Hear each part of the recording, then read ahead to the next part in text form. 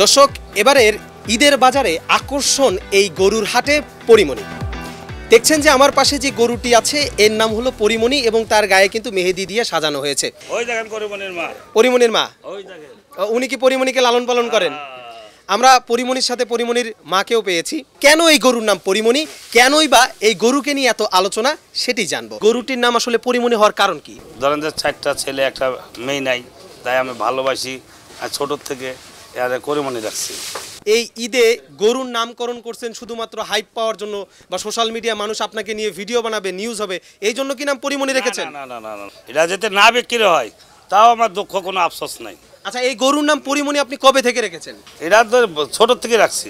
এত নাম থাকতে এই গরুটার নাম আসলে পরিমণি কেন? মানে নাম ধরেন যে যার যেটা পছন্দ হয়, আমার এটা পছন্দ হয়েছে, ধরেন যে এই আমি রাখছি। এখন অনেকজন আইসে বলতে আছে যে তুমি সুপারস্টার হওয়ার লাগে নাকি হওয়ার লাগে। আমার মতন গরু পা ফাটা মানুষ সুপারস্টার হয়ে কী করবে না হয়ে কী করবো? আমরা হলো গরিব মানুষ, আমরা গরুর ব্যবসা করে খাবো। গরুটার কত দাম নির্ধারণ করেছেন? এটা ধরেন যে দাম ধরেন যে 1,70,000 চাইছিলাম, 150 পাইছি। আমার ছেলে দেখা পছন্দ নেই, এটা সুপারস্টার ছেলে ছাড়া আমি বেচবো না। এটা এই সুপারস্টার ছেলের আবার কি ঘটনা আছে? অবশ্যই ঘটনা আছে, সব কিছু আমরা দেখবো তার ঠিক আছে কিনা। আচ্ছা, আমাকে একটা জিনিস বলবেন যে একটি গরুর নাম মানুষের নামে, এটা আসলে কতটা যৌক্তিক বলে মনে করেন আপনি? এটা মানুষের নাম, গরুর নাম। ধরেন যে এখন আমার কাছে নাম রাখছি, ধরেন যে আমার কাছে মনের থেকে ভালোবাসে আমি নাম রাখছি। এখন যাতে একজনা যাতে মনে মনে রাগ করে যে আমার নামটা এটা রাখছে, এটা ভুল ধারণা।